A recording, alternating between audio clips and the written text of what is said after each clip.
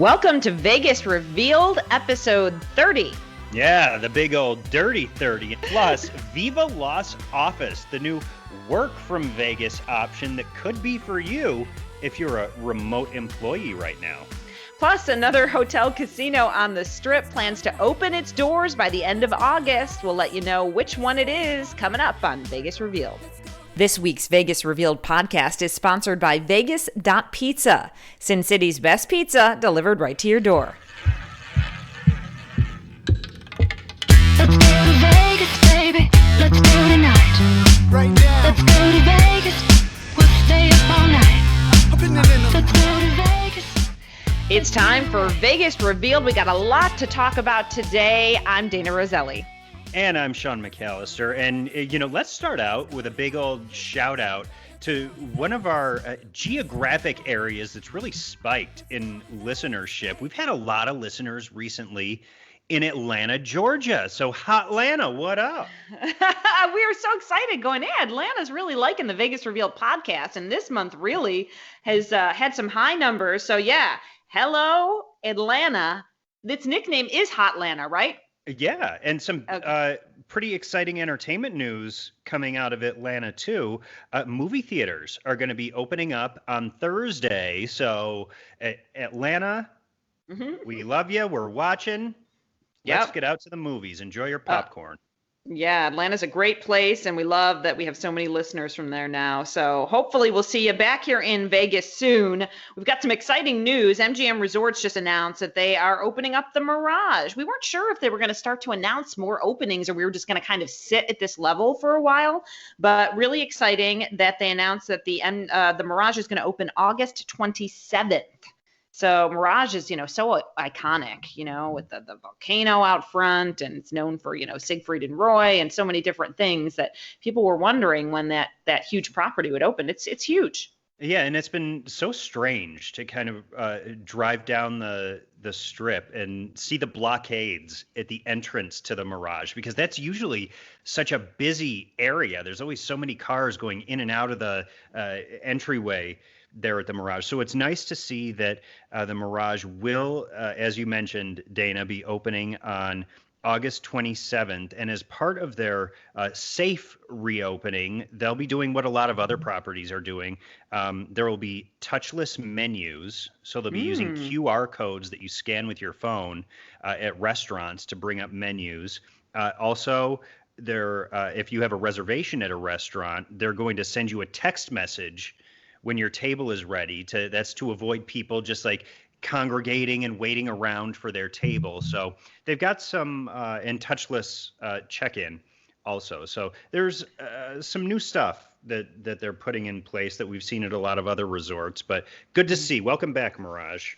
Yeah, I mean, it's promising. It's promising. I guess they wouldn't open these resorts if they didn't see the potential to at least, fill them up at 50% capacity and get some business in. So it's definitely promising news.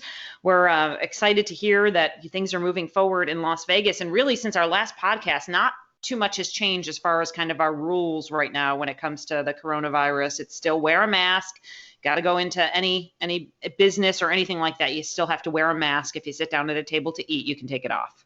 And I know that this was one of your tips on a previous podcast, Dayna, but I think it's worth noting that if you are planning to come here to Las Vegas, that reservations are kind of the new normal for everything you do. It's so true. I mean, literally, I feel like everywhere. I mean, I've even went to eat downtown off the Strip and made the reservation on my phone before we were going to get there to make sure there was room, because they do fill up. I went to Makers and Finders, which is like a kind of a coffee shop on Main Street. The other day, there was a 40-minute wait. They said, we're at 50% capacity. So we had to, which was good because we went antique shopping and bought something. And so it worked, or bringing life to the economy while you wait to get into the restaurant. But yeah, even as something as a coffee shop that serves a little food, it was, at capacity because they can only fill at 50%. So you're right. Reservations. Yeah. So whether it's, going to a lounge at night or dinner or going to a pool or any attractions that are open right now, keep that in mind. But Dayna, I want to kind of skip back and just to let everybody know, Dayna and I were pretty much either on the phone or chatting, texting somehow, like pretty much every minute of every day. Yeah, And all hours. we had this conversation the other day that really just has been sticking with me. So Dayna and I both grew up in Rochester, New York. And on one of the local TV stations there, I think it was Saturday, it was either Saturday or Sunday morning, it was a weekend, one of the local stations would have bowling for dollars. This is where local people would go on TV and bowl for cash prizes. And for whatever reason, that popped into my head. And I asked Dayna about it, and she said, "Oh my gosh, I was on that show." So, okay, Dayna, pick it up and tell me all of the details because I'm fascinated by this. Okay, so I was on the Bowling for Dollars show in the audience, but I was asked to be on. There was another bowling show for like the real, like really good bowlers that wasn't cash related. It was like the best of the best that I was chosen for. And the funny thing is, I've been in TV for 20 plus years, and I was scared to go on the bowling show, Sean. My mom was like, "What do you mean you don't want to go on?" I was too nervous. So I said, pass. Because here's the deal. I was a really good bowler. Like I had like high score, high series. I have trophies galore. I was like, it was my thing. Friday we would bowl. Friday night we would go to TJ Big Boy and we would do the buffet. And I would love to get the fried clams at TJ Big Boy. But the bowling for dollars thing, my dad was, so it was a family thing. My dad was a really good bowler too. So my dad went on Bowling for Dollars. I was so excited, sat in the audience, and then they show like, they're like, "Hey, Pat Roselli, like, who's in the audience? Who's here to watch you today?" And he's like, "Oh, my son Patrick and my daughter Dayna." And I'm sitting there with this awful haircut, and I wave, and that was my first big TV moment. Dad didn't do the best he could have done, but he won a little something. I forget what. So hold on. Now that we know that you were like a champion level bowler growing up, I'm just gonna say that. Did you have like the personalized ball and bag and the whole get up? Well, I definitely had my own bag and ball. You know, you got to have your own. I'm trying to think. I think I remember mine was marble, like that marble-ish look, and it was like a pinkish red. And it had my initials on it, I think above my personalized, where you get your holes, the holes for your hand measured. So yeah, it was big time. It was big time. I was also, Sean, at the bowling alley. I was also pretty big time when it came to Miss Pac-Man. All right. So before I bowled, everyone would gather around me playing Miss Pac-Man. And I'd have my comb in my back pocket, the whole nine. And I would play and get like a really high score and people would cheer me on. And so, yeah, you know what? The bowling alley has fond memories. It was called Bowl-A-Roll in Henrietta, New York. Bowl-A-Roll. I remember it well. And was the Miss Pac-Man, was that the stand-up machine? Yes. Or was it one of those sit-down machines that had like the 4-player?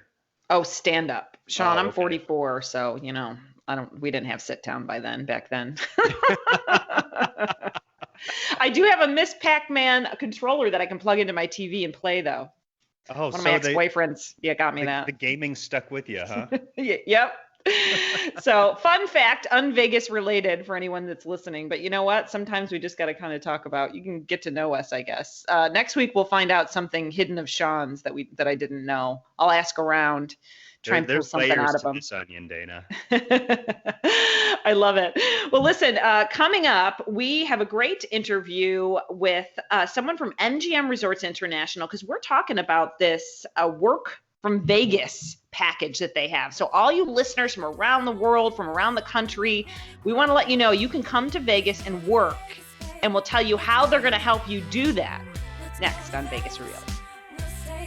Vegas Revealed is sponsored by Vegas.Pizza. We know going out to eat may not be for everyone right now, and that's where Vegas.Pizza comes in. House-made dough and sauce, recipes from the old neighborhood in Brooklyn.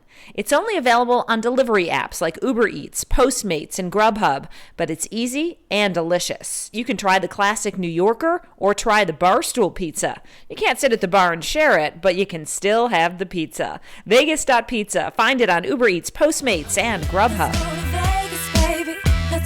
Welcome back to Vegas Revealed. So, since March, pretty much like everybody else across the country and around the world, Dayna and I have been working from home doing this podcast remotely. So we haven't been able to be in an office environment. And Dayna, that's kind of become the new norm. Oh, yeah, it really is. And so many people are, almost getting a little bit bored of it. So we've got a great option for everyone that's listening. It's called Work from Vegas. It's something that MGM is doing. And we're lucky enough to have Sarah Moore on the line with us. She's the VP of Brand Marketing for MGM Resorts. Hey, Sarah.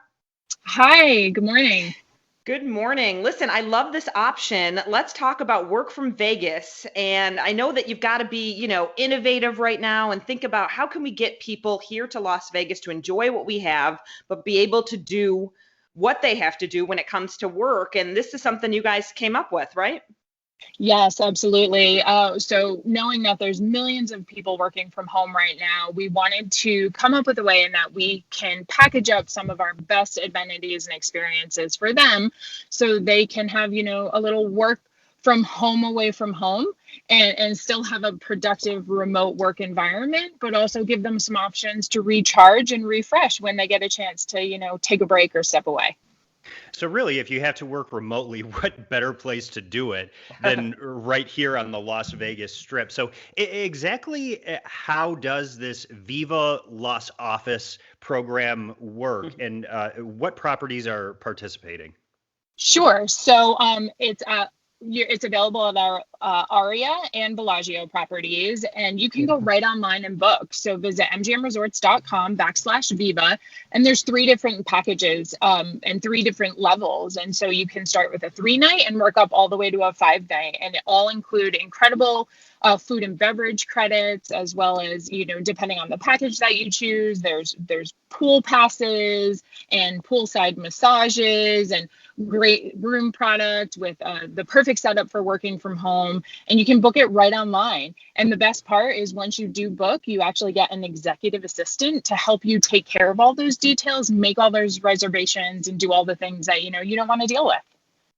Right, and that's what I was going to kind of say, like, what is the work part? How does that come in? So you have an executive assistant. So basically, if you need to work from your room for, say, like 8 hours before you, whatever, maybe you head down to the pool in the morning, you hit a restaurant at night, what are some things that'll make working from the hotel room a little bit easier? Will there be printers and that kinds of thing that you can take advantage of? So each of the rooms will be set up with, an appropriate desk and all of the Wi-Fi and the things you need to be productive.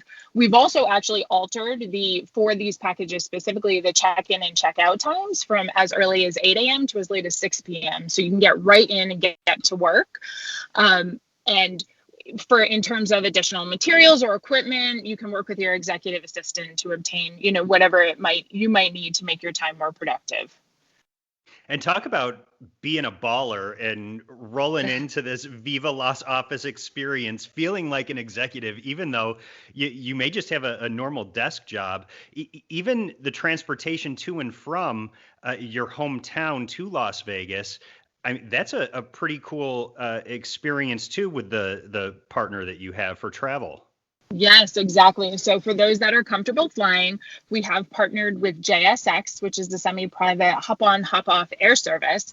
And so depending on the package that you choose, there is a credit available to use with JSX. So, the seamlessness and will start even before you get to Vegas. And JSX is dog friendly, as well as ARIA and Bellagio. So if you can't be too far from your, 4-legged friend, you can bring them with you.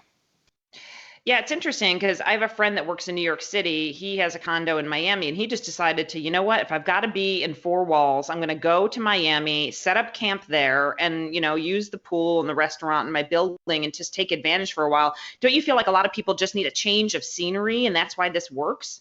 That's exactly right. We affectionately say, let's look at some different walls, and we can give you an incredible view. And again, give you those experiences to set you up to be incredibly productive, but also, step away when you need that break. And this is obviously it's a great option for people who live out of town, who are looking for an escape from their normal environment. But even for workers here in Las Vegas, this is still a great option to kind of break out of the norm, get some of that new scenery, and have an experience that makes you feel like you're getting away on a working vacation. Yes, that's exactly right. No, so many of us are working from home that even just stepping out and kind of changing your scenery, even within your own city, is refreshing and, might be good for the soul. Yeah. And I was going to say, I mean, obviously during these times, it's difficult when it comes to travel and vacationing. I know you have a lot on your plate. Do you think you'll continue to come up with these kind of unique ideas? Because right now it's a time where we have to sit at the table and say, okay, it's not the norm. So what are we going to do to adjust? Exactly. Everything we're doing right now, we're looking through the COVID lens. We're really understanding our consumers' mindset and how we can use what we do best to give them opportunities and experiences during this kind of new normal. And so we are exploring, developing lots of other packages and opportunities. So there will be more to come on that for sure. Well, and we're obviously not in a time where anyone would consider it ideal circumstances. But given what we have in front of us right now, do you feel like it's given you an opportunity to look at everything you have at your disposal at MGM Resorts and say, how can we rethink this? How can we repackage this? How can we deliver new experiences in exciting ways for people? It's kind of a new opportunity to look at all your resources, isn't it? Absolutely. It's the number one opportunity. And quite honestly, it's critical that we look at our business that way right now. We are a business that thrives on bringing lots of people together and congregation, but we also have so many experiences that are more intimate, that allow you to kind of experience it on a personal basis. And so taking those experiences, highlighting them, packaging them up for consumers appropriately, that's really where we're thinking right now and looking to develop those opportunities further. Yeah. And Sarah, just go over for us what, because a lot of people on Twitter always ask me that don't live here, like what's open in Vegas. So if we go to the ARIA and Bellagio, you don't have to get specific, but there are, the pools are open, right? The restaurants are open. There may be just a select bunch, but there are options. Absolutely. The strip and our resorts are very much open. The pool's open, the casino floor is open, the restaurants, the majority of them are open. And whereas the experience might be a little bit different as we focus on putting health and safety at the forefront of every one of our spaces and venues, they are open and you can still enjoy them and experience the Vegas you know and love. Mm-hmm. Yeah, and I know that people still are kind of chomping at the bit to get out here to Las Vegas. Just last night, I got a message from a former work colleague in South Carolina who's here in town right now with a big group of people. So people are still wanting that Vegas experience, albeit it'll be a different experience from what they've known before. Absolutely. People are still coming and our properties are open. And so again, it's just providing them the experience that they absolutely love, but ensuring that we can make it as safe as possible. Yeah, well, Sarah, listen, thanks so much for joining us and filling us in on this Work from Vegas program. We love it. We look forward to hearing about more things and more ways to get people back here in Las Vegas. I know it's going to bounce back. It's just going to take a little bit longer. Thanks so much, Sarah. And Dayna, what do you say we change our scenery and have a Viva Las Office experience for our next podcast? Listen, I'm all about the pool and checking out different pools. So yeah, let's do it. Listen, everyone. Nicely. Oh, I hope so. I love the ARIA pool too. It's beautiful. What a great place. All right. Thanks so much, Sarah. And stay with us here on Vegas Revealed. Our tips coming up next. Thanks for listening to Vegas Revealed. As always, we appreciate you, and we want to hear from you, too. That's right. We have a lot of ways that we can hear from you. And one of them is going to our website, vegas-revealed.com. There we've got video clips, we have articles, also all our podcasts are listed. But we also have an email there that you can just click on. It's called ideas@vegas-revealed.com. You can write us and let us know what you want us to talk about. We want to hear from you. But we also love the reviews, Sean, that's for sure. That's right. Click on those little stars, as many of them as you can, and also go down below and write up a quick review, what you like about the podcast, and maybe even what you'd like to hear. Yeah, We always appreciate that. It really helps if you could subscribe and review us, especially on Apple Podcasts. It really helps just, have us show up in some of the search engines. So we appreciate you. We thank you for listening. And if you could take a moment and do that, we would love it. Also, again, check out our website, vegas-revealed.com. It is time for our tips of the week. And, Dayna, being home so much over the last several months, it's kind of gotten to the point where you're like, okay, what else am I going to do to pass some time? There's not a ton of outside stuff that is going on, and lots of people aren't comfortable with going out and doing stuff. So No.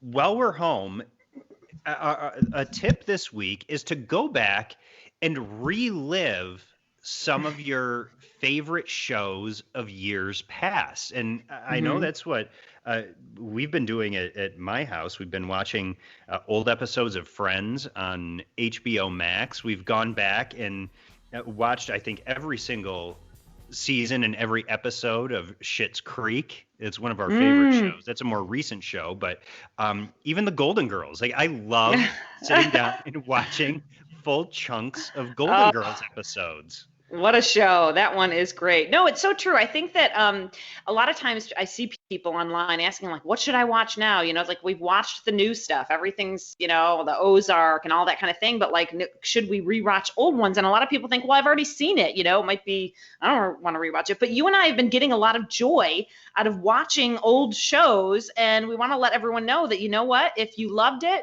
you will love it again. Because Sean's loving Friends, which is brilliant. I've been rewatching Grey's Anatomy from the very beginning. Because you don't realize, because you don't realize that was like 2007 or something. It's a long time ago.